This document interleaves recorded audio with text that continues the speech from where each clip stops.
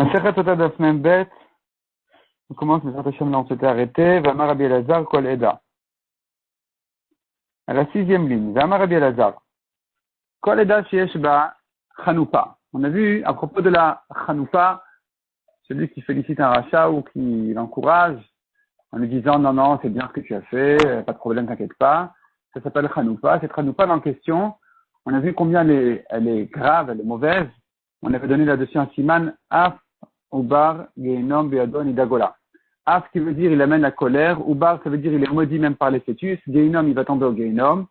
Beyado il sera transmis entre les mains du rachat qu'il complimente. Nida et Gola c'est ce qu'on va voir maintenant. La Gemara dit donc maintenant comme ça. La Rabbi Elazar Kol Eda Sheyesh Ba Chanoupa Meusa Kanida. Kol Eda toute assemblée Sheyesh Ba Chanoupa dans laquelle se trouve de la Chanoupa Meusa Kanida. Elle est répugnante comme une Nida chez Neymar. Qui Adat Chanef Galmoud. Adat Chanef, Adat c'est une assemblée. Chanef dans laquelle il y a la Chanoupa. Chanifut. Galmoud ça veut dire quoi? Galmoud ça fait allusion à la Nida. Chez Ken Mikracha Ayam, car dans les villes de l'autre côté de la mer, Korin les Nida Galmouda. On appelle une femme Nida, on l'appelle Galmouda. Donc Galmoud fait allusion à la Nida. Comme quoi la Chanoufa est répugnante comme la Nida. Maï Galmouda. Pourquoi on appelle cette femme-là Galmouda, la Nida? Gmoula da Ibala. Elle est éloignée, celle-là, de son mari. Galmouda, Gmoula da, elle est éloignée, celle-là, donc, de son mari. Même Rabbi Elazar, Kol Eda Sheyesh Ba Chanoupa, le sauf Golé. Toute assemblée dans laquelle il y a de la Chanoupa va finalement terminer par être exilée. D'où je sais. Il est écrit ici l'assemblée de la Chanoupa Galmoud. Galmoud, on a dit, donc ça fait allusion à la Nida. Nous avons encore un passage qui dit là-dessus, Uktivatam, Va'amart bilvaver. Le Nazi dit sur la ville de Yerushalayim, quand Mashiach viendra, il lui dit, tu diras dans ton cœur, tu te diras donc, Miyalad et qui c'est qui m'a enfanté cela? Ce grand monde-là qui revient à Yerushalayim. Vani Shakula Vegalmouda Gola Vesura Vegomer. Alors que moi je suis Shakula, comme une femme qui perd ses enfants, Galmouda qui est seule, éloignée de son mari, Gola exilée, Vesura écartée. Donc tu vois que Yerushalayim en fait s'étonne sur le grand monde qu'elle retrouve, alors qu'elle se sentait tellement seule. Et maintenant, donc tu vois ici que le Galmouda ça vient avec Gola, qui veut dire exilé. Donc, dans l'assemblée où il y a de la Chanoupa, on a vu cette notion-là de Galmoud, ça fait allusion aussi, ça fait rappel à l'exil. Amar Rabbi Yomi Abaraba, Arba Kitot El Mekablat Mene Shrina. Il y a 4 classes qui ne reçoivent pas la face de la Shrina. C'est-à-dire qu'un homme, à sa mort, quand il quitte le monde, le pasuk nous dit Kilo Yirani Adam Vachai. Akadosh Baruch Hu a dit car ne peut pas me voir un homme et vivre. On apprend de là qu'à la mort d'un homme, il voit la Shrina. Mais il y a 4 classes de personnes qui ne peuvent pas voir la Shrina. Qui sont-elles? 4 Letim, la classe des Letim qui se moquent, des 4 Hanefim, la classe des Hanefim qui ont de la Chanoupa, comme on a dit, des 4 Shakarim, les menteurs, des 4 Mesapre la Shonara et ceux qui racontent la Shonara. Les 4 classes-là de gens sont punis ne peuvent pas voir l'apparence de la Shrina même à leur mort. 4 Letim dirtiv, à propos des moqueurs, il est écrit, Mashach Yado et Lotetim. Hachem a retiré sa main, donc il s'est retiré des Lotetim, des moqueurs. 4 Hanefim, dirtiv, Kilo lefanav Chanef Yavo.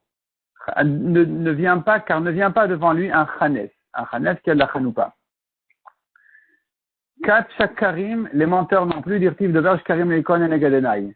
Celui qui dit des mensonges ne peut pas tenir en face de moi. 4, mais c'est après la Shonara d'Irtiv, et la classe de ceux qui disent du la Shonara, comme il est écrit, Kilo kel chafet reshaata, lo iguchara. Tu n'es pas un Dieu qui cherche, chafet reshaata, qui désire le mal. Lo iguchara ne va pas habiter chez toi, ra, le la Shonara. Donc, sadik ata Hashem, lo yagur im guchara. Hashem il est sadik, et ne va pas habiter à côté de lui le mal. Donc, celui qui dit du la Shonara ne peut pas rester à côté de Kadosh Baruch Hu. Et on commence le 8e Pérec de la Masechet. Le 8e Pérec qui va traiter la paracha du Mashuach Milchama. Mashuach Milchama, c'est le Kohen qui est responsable de la guerre. Mashuach, il est oint avec l'huile d'onction pour sa fonction d'être nommé responsable sur les armées qui partent en guerre. Le Shach Medaber El Ha'am, lorsqu'il parlait au peuple, la Shana Kodesh Medaber, il devait leur parler en la Shana Kodesh. Il y a quelques psukim à leur dire, et ces psukim-là sont dire en la Shana Kodesh. Chez Nehemar, Vaya Kekarobchem El Milchama, et ce sera lorsque vous allez vous approcher de la guerre. Venigas HaKohen, Vediber El Ha'am. Venigas HaKohen va s'approcher le Kohen, le Kohen HaMashuach Milchama. C'est le Kohen qui est responsable pour la guerre. Vediber El Ha'am, il va parler au peuple de la Shana Kodesh. On apprend de là qu'il parle en la Shana Kodesh, comme on verra dans la Gemara, quelle est la dracha précisément. Ve'amar Alehem Shema Yisrael Vegomer, il leur dira, écoute Israël, etc. Aloïdechem. Sachez que vous faites la guerre maintenant contre vos ennemis. Évidemment contre vos ennemis. Contre qui on fait la guerre? Contre les amis. C'est quoi contre vos ennemis? Velo alachechem. Sachez que la guerre que vous faites, elle est contre vos ennemis jurés. Des vrais ennemis. Pas contre vos frères. Vous dites pas, c'est une guerre de frères. Lo Yehuda al Shimon, velo Shimon al Binyamin. C'est pas comme la guerre de Yehuda contre Shimon, la tribu de Yehuda contre Shimon, la tribu de Shimon contre Binyamin. Une guerre comme celle-là, même si c'est dangereux, mais finalement, il y a de la pitié. Maximum, vous vous dites, c'est pas une guerre si grave que ça, parce que maximum, si on tombe entre leurs mains, ils vont avoir pitié de nous. Non, ici, vous êtes contre des goïms, contre des vrais ennemis qui vont pas avoir pitié de vous. Comme on voit à propos des guerres de frères, là-bas, il y avait une guerre donc entre les Juifs, et ils ont pris les 10 tribus d'Israël, ont pris en captive la tribu de Yehuda.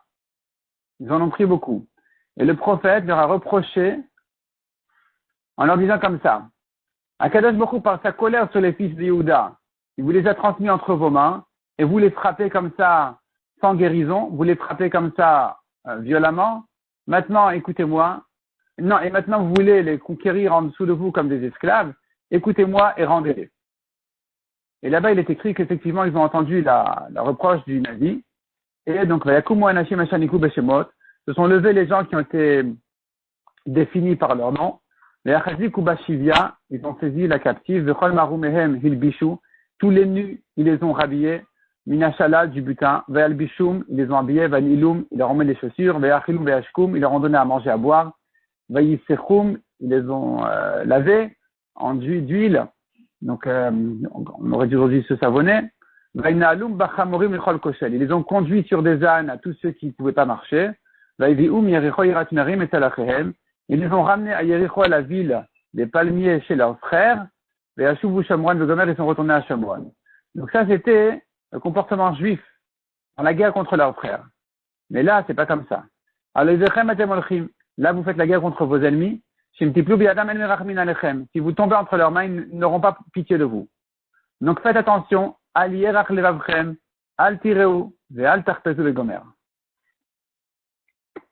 votre cœur ne soit pas tendre. Ne craignez pas, n'ayez pas peur. Allez, faites la guerre avec tout le courage et la violence.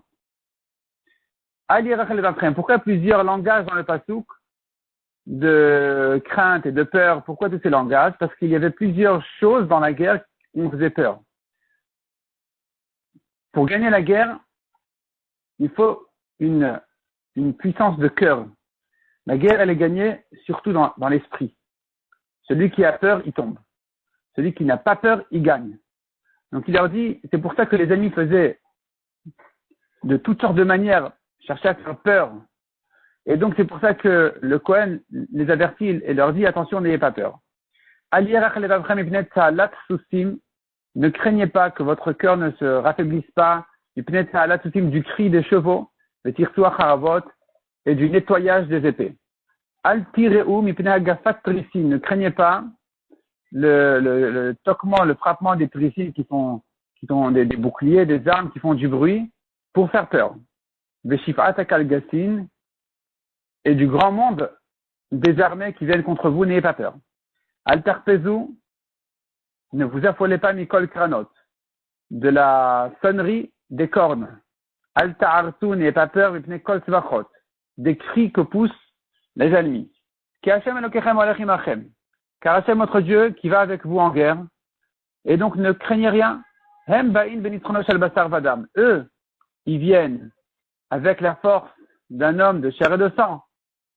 Ils viennent vaincre avec une force humaine. La force humaine, qu'est-ce qu'elle est déjà? Gatem ba'in benitrono shel makom. Mais vous venez vaincre avec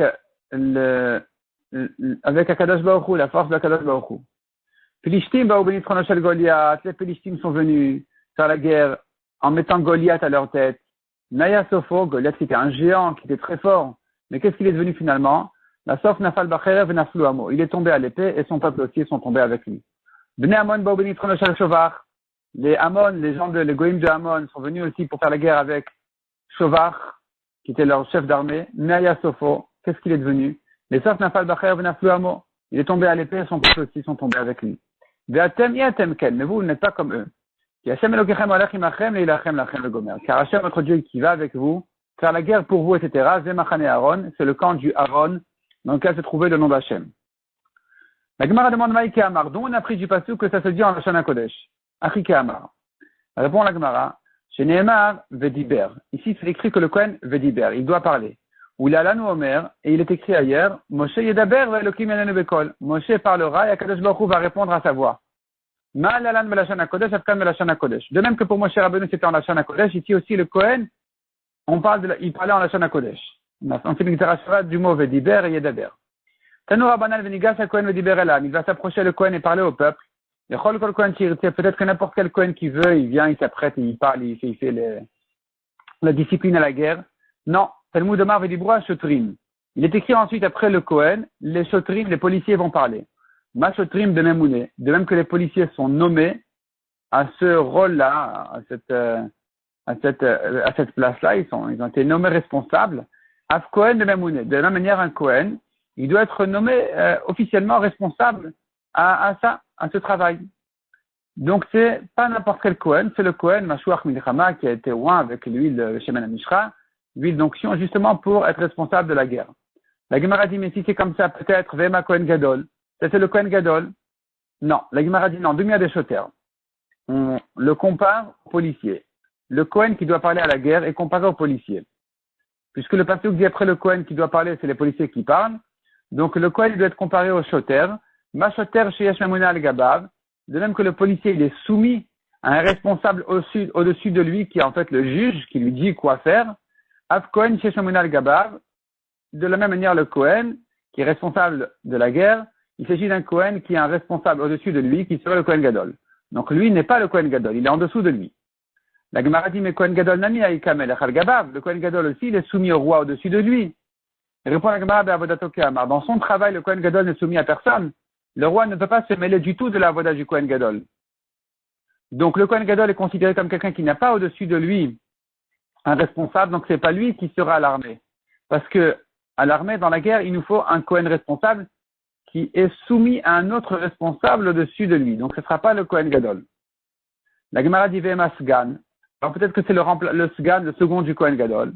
Répond la Gemara Sgan Lav Memuneu. Le second n'est pas nommé responsable de quoi que ce soit. Detanya Amar Rabbi Chanina Sgan Kohanim. Rabbi Chanina, le Sgan des Kohanim, a dit Lema Sgan Memuneu. Sur quoi le Sgan il est nommé responsable chez Imera Bopsul be Kohen Gadol Nichnas Meshamesh Tartav. Il n'est que le remplaçant du Kohen Gadol en cas de psoul. Si le Kohen Gadol a un problème, le Sgan viendra travailler à sa place.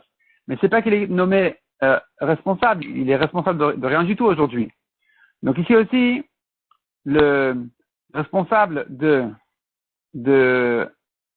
l'armée est quelqu'un qui est nommé officiellement. Ça ne sera pas le Sgan, ça sera donc le Mashuach Milchama.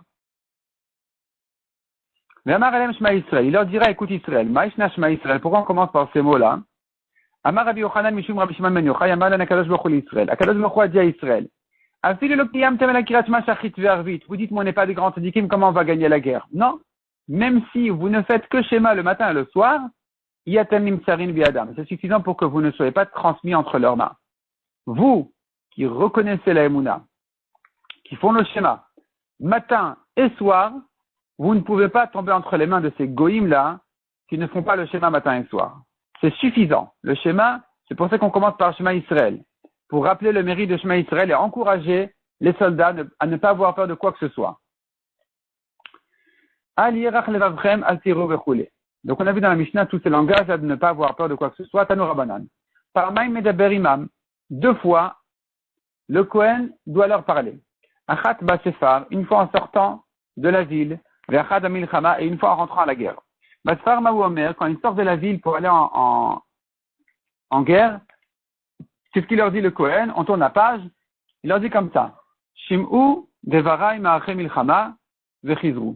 Écoutez-moi toutes les armées qui vont en guerre, qui se préparent à la guerre, et revenez chez vous tous ceux qui ne sont pas aptes à faire la guerre. Comme on verra ensuite que celui qui a construit une maison, qui n'a pas inauguré, que celui qui a planté une vigne et qui n'a pas inauguré, celui qui s'est marié, qui s'est fiancé en Kiddushin et qui ne s'est pas marié, celui qui a peur, tout cela, ils doivent rentrer à la maison, ils doivent rentrer, sortir de la guerre, ils ne peuvent pas participer à la guerre. Tout cela rentre. Ça, c'est la première annonce que le Kohen fait en sortant de la ville. Et tous ceux qui doivent partir, ils partent. Ensuite, quand il s'approche de la guerre, qu'est-ce qu'il leur dit? 4 langages de n'ayez pas peur, ne craignez rien. Pourquoi 4 langages? En rapport avec les 4 choses que le Goïm font pour faire peur. Megifin, ou Merein, Tovchin, Veramsin. Megifin, comme on a dit, Megifin Tricien, ils cognent leur bouclier les uns avec les autres pour faire un grand bruit.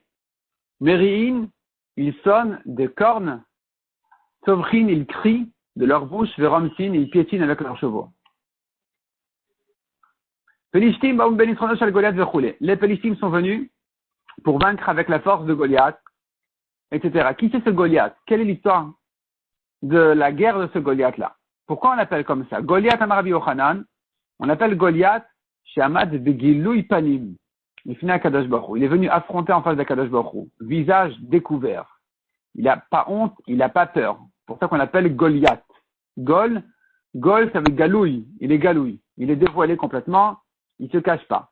Chez Neymar, comme il est dit, où est-ce qu'on voit qu'il a eu la chutzpah vis-à-vis d'Akadosh Baruch Hu, comme il a dit, Ba'u lachem ish ve'yared elai. Choisissez pour vous un homme qui descende se battre, faire la guerre contre moi. Qui c'est un homme en question? Ve'en ish el Akadosh Baruch Hu. Il faisait allusion à Akadosh Baruch Hu. Choisissez un homme c'est Akadosh Baruch Hu. Choisissez Akadosh Baruch Hu qui lutte contre moi. Chez Neymar, où est-ce qu'on a vu qu'Akadosh Baruch Hu s'appelle Ish? Hashem Ish Milchama. Hashem Ish Milchama, c'est l'homme de la guerre. Donc Akadosh Baruch Hu, il a été appelé Ish. Et donc quand il leur dit Ish, il faisait allusion à Akadosh Baruch Hu, tu vois combien il est Goliath, il est Galouï Panim. Donc il a cette chutzpah là. Amar Akadosh Baruch Hu, ah bon? Akadosh Baruch Hu a dit, ah bon, il m'envoie en guerre contre lui.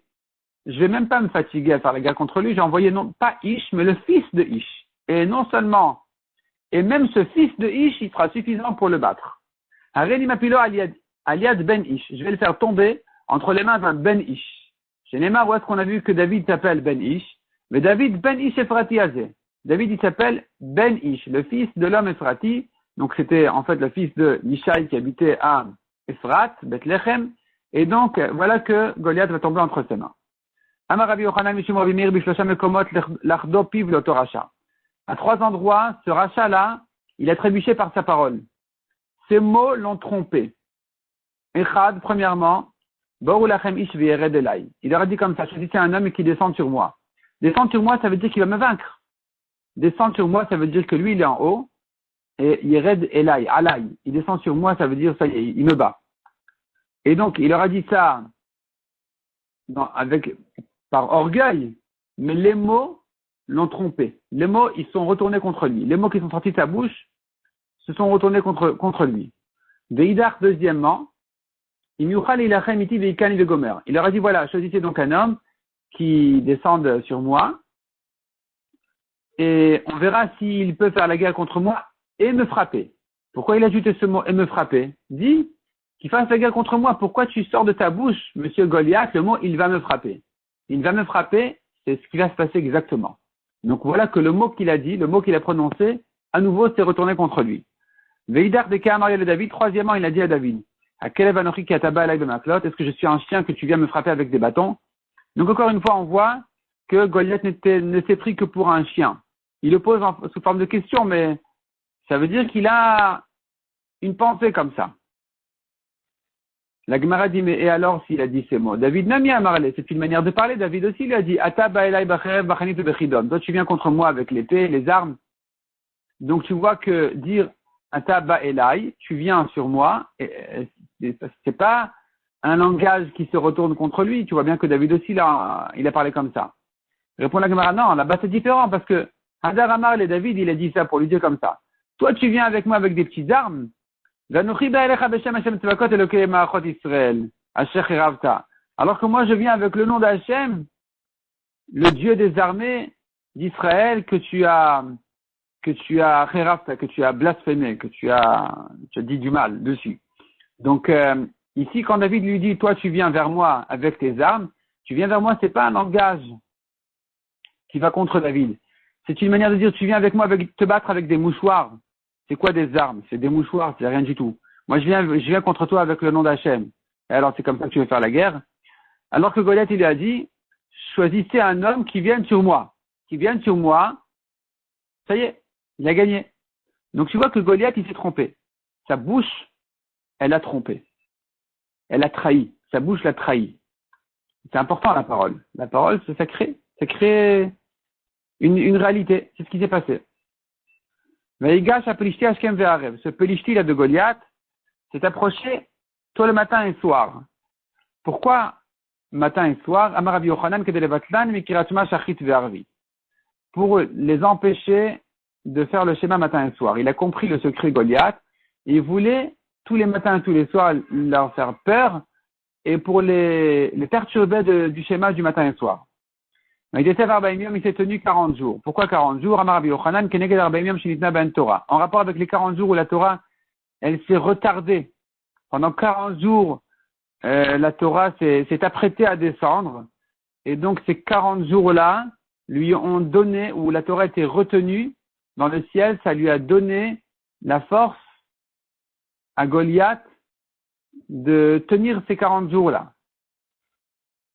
Est sorti l'homme à Benaïm des camps de Pelishtim. Maï Benaïm, c'est quoi cet homme-là de Benaïm des camps de Pelishtim qui est Goliath? C'est quoi l'homme des Benaïm? Pourquoi on l'appelle comme ça?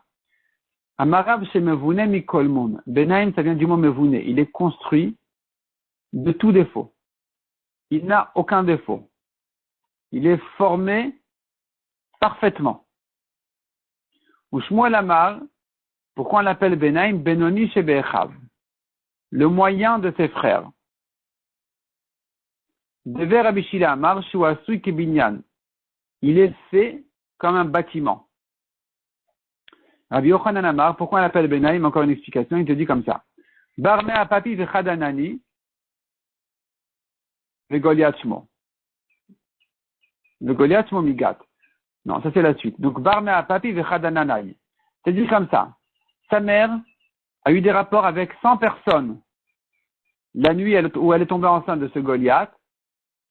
Et de là, il est né.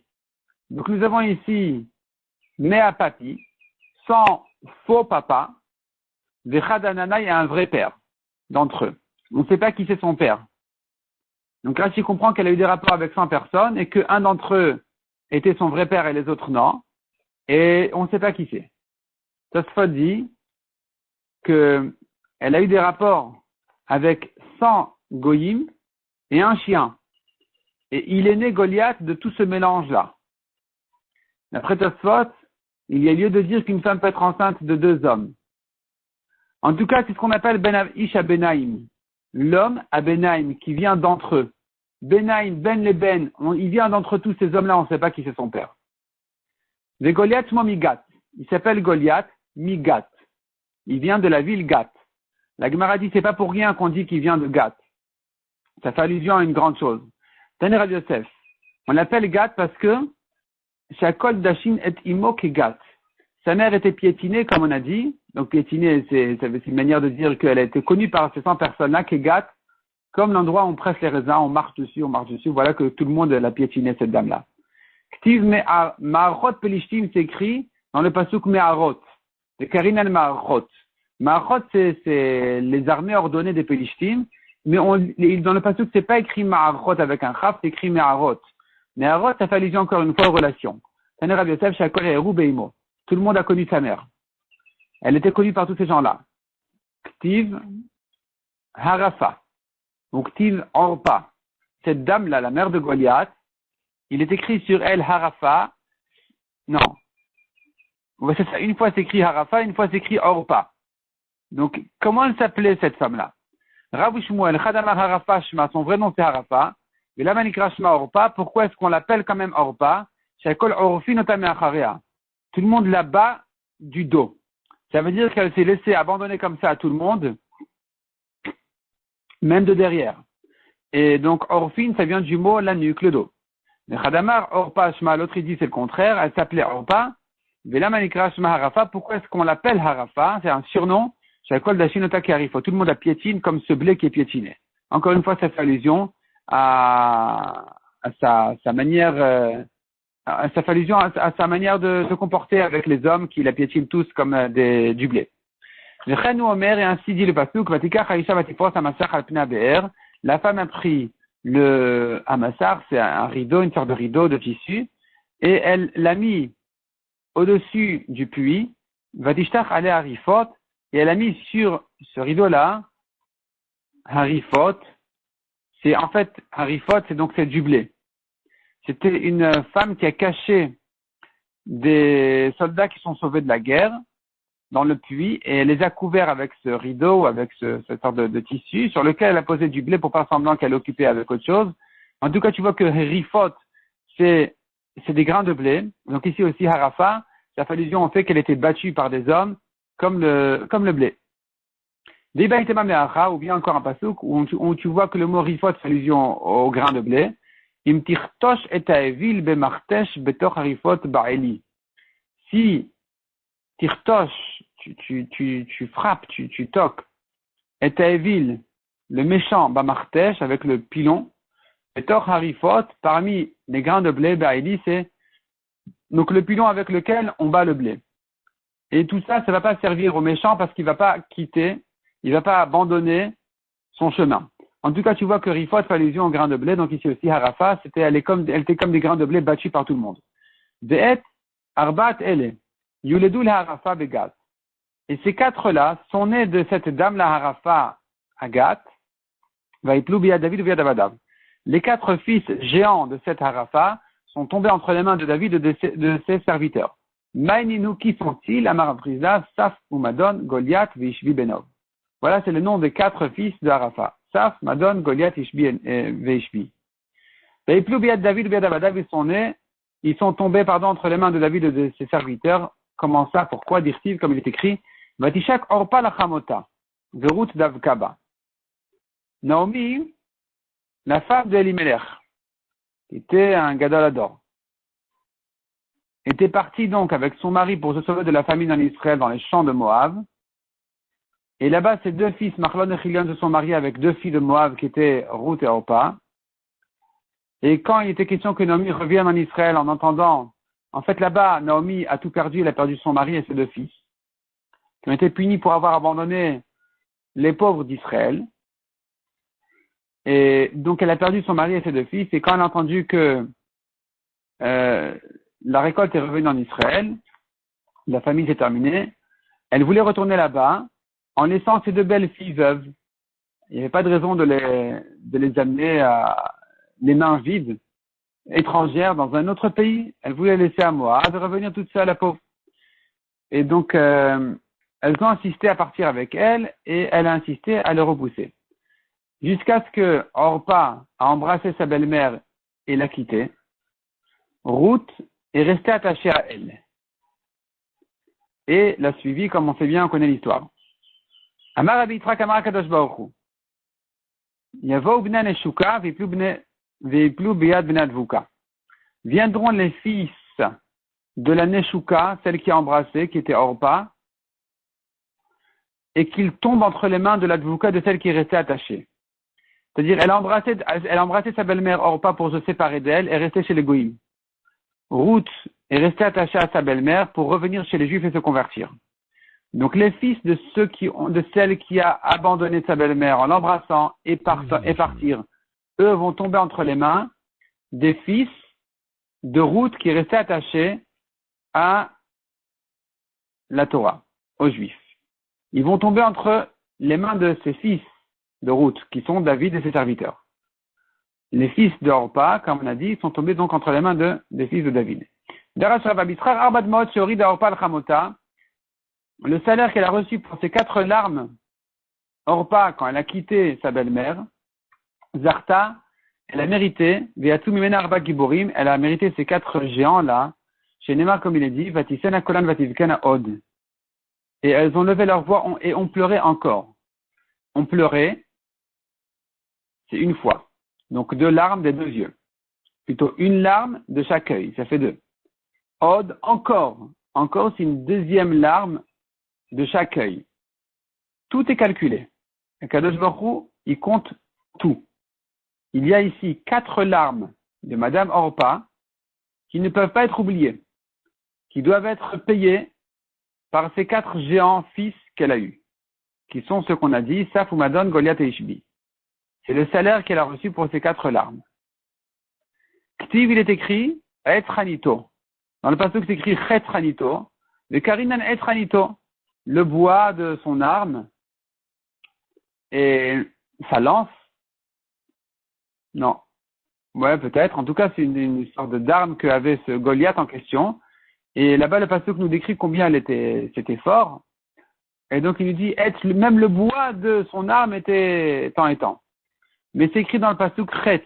Au lieu de Etz, le bois s'écrit Chetz. Quel rapport ici avec Chetz, la flèche, de quoi il s'agit? Amar Rabbi Elazar Adain le Egan le Chati Sivrosh la Toracha.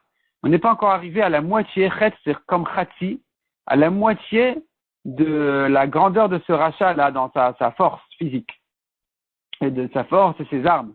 Mikan, de là j'apprends, Chassur le Saper Beshivchan Shel Rechaim, il est interdit de raconter la louange des Rechaim. C'est pour ça que c'est pas ceux qui dit bon on va s'arrêter là, mais on est arrivé qu'encore à la moitié. C'est pour ça que c'est écrit Chetz comme Cheti. La Gemara demande Velo Liftach Bekla. Si c'est comme ça, c'est pas la peine de commencer à raconter sa force de ce goy-là. Répond la Gemara non. Il fallait quand même le dire, le doux chiffré de David. Pour te montrer la louange de David qui n'avait pas peur de tout ça. David a vu en face de lui un homme qui paraissait imbattable et ça lui a rien fait. Ça lui a rien fait, David qui est venu avec ses petits cailloux.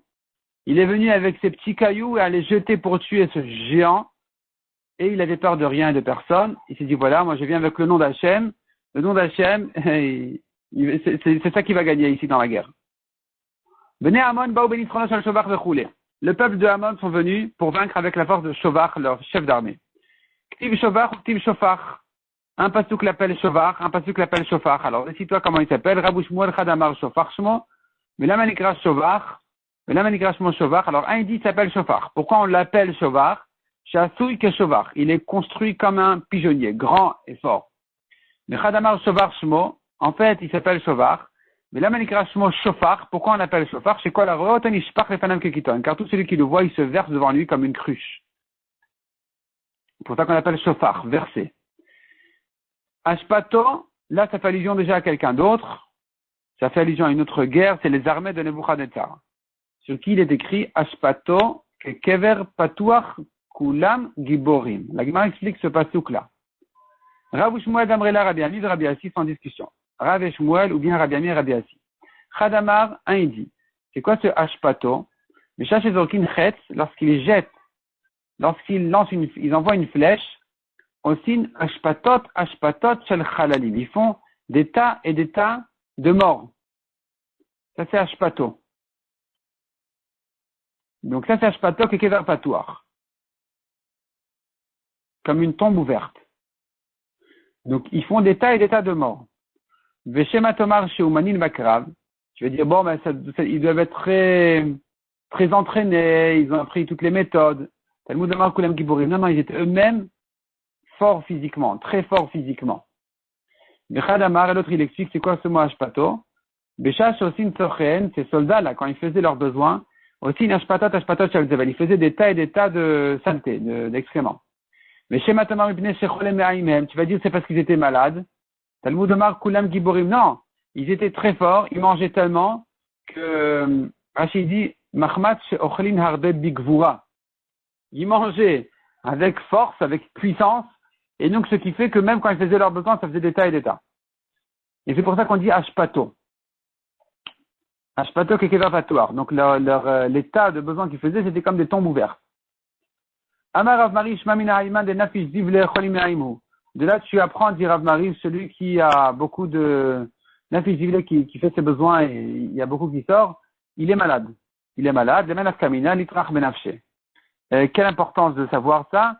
C'est qu'il doit faire attention à repérer ça comme une maladie et se traiter, se soigner, avant que ça s'aggrave. Un pasuk nous dit Deaga belev ish yashrena. La Gemara explique ce mot-là.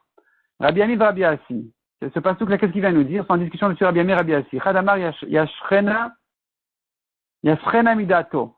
Il dit Deaga belev ish, si un homme est inquiet, il a une inquiétude, yashrena midato. Il doit l'enlever de sa tête. Ne pas y penser. Mais Khadamar yasichena l'akhiri, mais l'autre dit, il doit en parler à quelqu'un. Donc, il ne faut pas garder son angoisse dans son cœur. Il faut en parler, il faut la raconter à quelqu'un. Donc, ça, c'est le mot yashrena qui peut se lire de deux manières. Soit comme yashrena yasichena midato, la sortir de sa tête, ne pas y penser. Soit, au moins, ou pas au moins, soit, d'autres explications, en parler à quelqu'un de manière à se soulager. Donc cette discussion de Rabbi Ami et Rabbi Assi, elle vient ici qu'en rapport avec les discussions précédentes entre Rabbi Ami et Rabbi Assi sur des psukim sur les explications des psukim. Donc ici aussi, même si ça n'a pas de rapport dans le sujet, mais à nouveau c'est une marquette entre Rabbi Ami et Rabbi Assi sur l'explication des psukim, c'est pour ça que la Gemara ramène ça aussi ici.